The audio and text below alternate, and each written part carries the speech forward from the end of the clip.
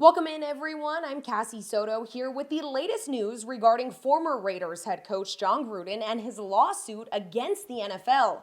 On Wednesday, a Las Vegas judge denied a motion to dismiss the suit, meaning the legal battle will continue between Gruden and the NFL. How did we get here, you ask? Gruden resigned as the Raiders head coach back in October after racist and misogynistic emails he wrote were publicized. Then in November, Gruden announced that he would be suing the NFL and Commissioner Roger Goodell. His lawsuit stated, quote, through a malicious and orchestrated campaign, the NFL and Commissioner Roger Goodell sought to destroy the career and reputation of Jon Gruden, the former head coach of the Las Vegas Raiders.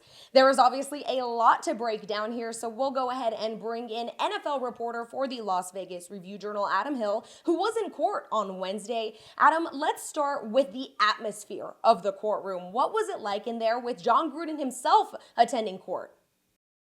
Yeah, John and his wife were there, along with I think 1,000 attorneys on both sides. So a very crowded courtroom here in Las Vegas. And then obviously a couple members of the media. The judge remarked about, oh, there's some people here that are interested in this hearing today. It was very procedural, not a whole lot of fireworks, nothing like you would see on television, Law and Order, or something like that. It was just very much the lawyers making their case and then the judge making an immediate ruling. So very, very standard, I think, courtroom day. I haven't been to court a whole lot, but I imagine that's how court usually goes. Well, Adam, I know I broke it down at the beginning of our conversation here, but can you dive deeper into why Gruden went ahead and proceeded with suing the NFL after he believes he was forced to resign? Yeah, so what he's essentially suing the NFL for is not that his emails were acceptable or appropriate or anything like that. He is saying the NFL had an orchestrated campaign to get him out as Raiders coach. And they did that by getting the emails from the investigation for the Washington football team, holding them, and then at a time that they chose, releasing them to select news outlets, and then threatening the Raiders that if they didn't take action against Jon Gruden, that they would release more emails. Whether those exist or not, we still don't know. But that process is what Jon Gruden is suing over. And if you remember the timeline, the emails came out, he coached a game, and then he resigned the next day after the game. So that makes a whole lot of sense when you look at the timeline in general. Now, all we really learned today was a couple of things. Now, these are very key, even though they don't seem very exciting. The two hearings that were on the table today.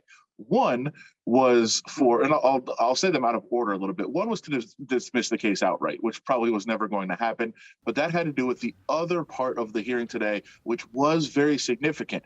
Jon Gruden wants this to happen in the courtroom.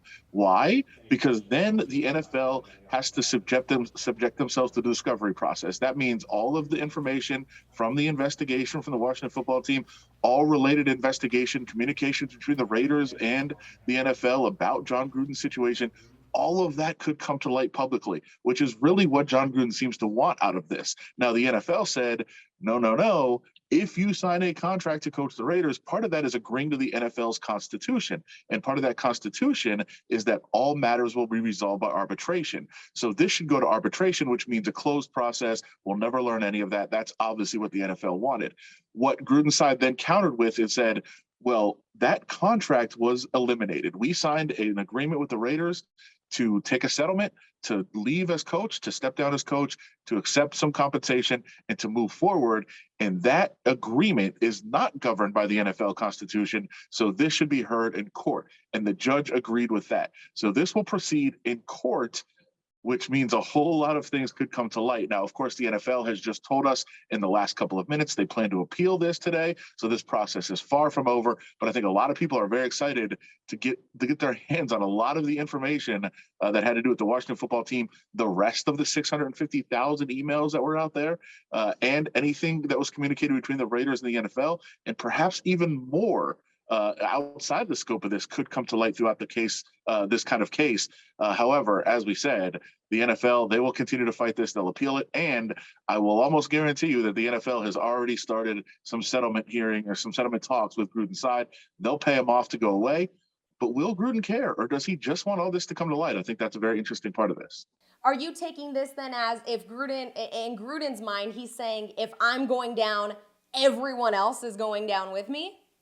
It seems that way. Now, that is kind of the read that I have on this. I don't think he cares necessarily about the money. He got a huge payoff from the NFL. From the Raiders. He has all the money that he wants, you would think. Now, if the NFL comes to him and offers him whatever amount of money, and he says, okay, that's fine, we'll make this go away.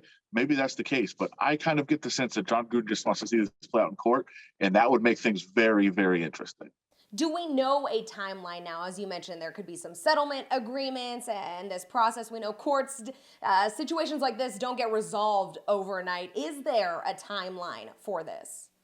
No, because as we said, the NFL will appeal, so we'll have to go through that process. The NFL will appeal the jurisdictional ruling today. So they'll appeal whether this goes into court or still, again, goes to arbitration. That could still happen, but I don't even know how long that process could play out. And we have really no word from the judge today on when the next hearing would even be, which obviously they can't set a hearing date because the NFL has this appeal process still to go through. So could take years as this plays out. So you'll have to wait. But if you're excited to maybe get your hands on those documents, you got a big ruling in your favor today.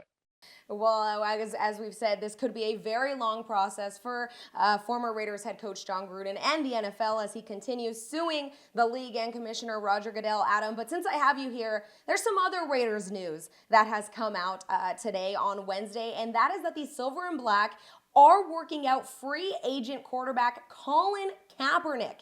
We know he has not played in the league since 2016, and now it is being reported that he is going to be here in Las Vegas working out with the team. Maybe we can see him on Thursday when the media is allowed to attend the team's OTAs. What do you make of this and the Raiders working out Colin Kaepernick?